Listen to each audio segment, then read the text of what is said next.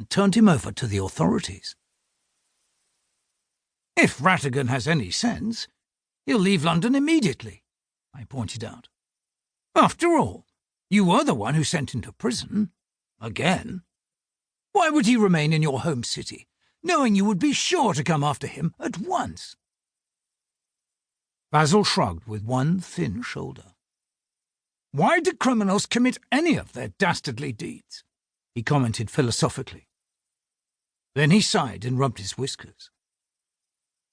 "Perhaps it's not too late to catch the next train back to London." "Basil, you cannot!" I exclaimed. "Rupert asked specially for you to attend this reunion, did he not?" "He did."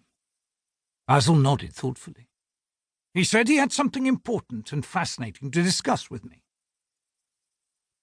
Dr. Rupert Kerr was an old school chum, a classmate of Basil's and mine at Ratcliffe. These days, he was a well-respected professor of mouse history and philosophy at that same esteemed institution. Basil still looked thoughtful. "However, I expect Rupert would understand if I didn't make it," he said. "As you mentioned, I was the one who captured Ratigan, and I should be there now that he has broken free to create more mayhem." Suddenly, a whiskered face popped into view from behind a leather valise. "Begging your pardon, sirs," the stranger said with a respectful head bob. "I couldn't help but overhear your discussion." His curious black eyes turned toward Basil. "Could you really be the famous Basil of Baker Street?" 2. Travelling companionship. I was so startled by the young mouse's sudden appearance that I was unable to respond for a moment.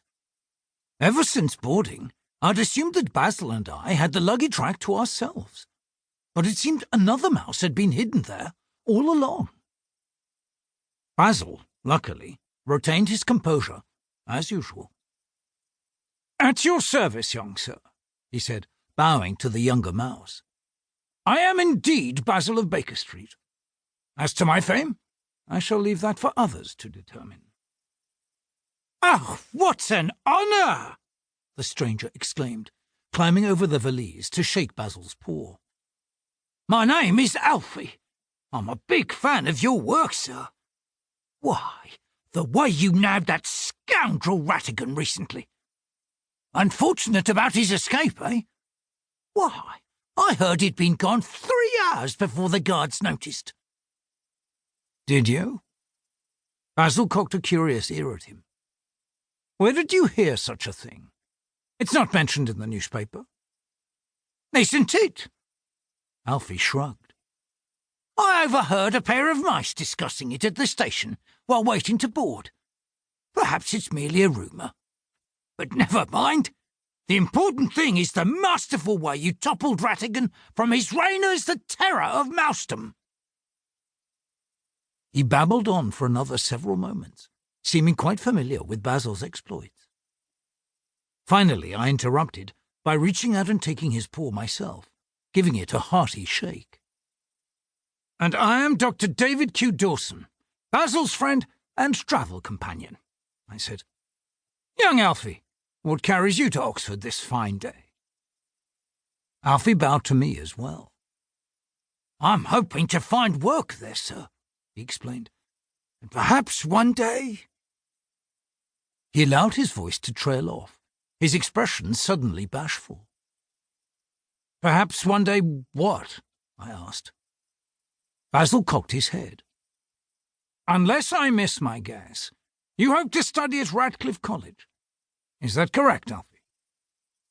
Alfie's eyes widened. "You guessed correctly, sir," he exclaimed. Then he ducked his head. "But it might never happen." "I'm impressed by your courage, young sir," I told him. "Not many mice would be brave enough to move to a new city with no job and nowhere to stay."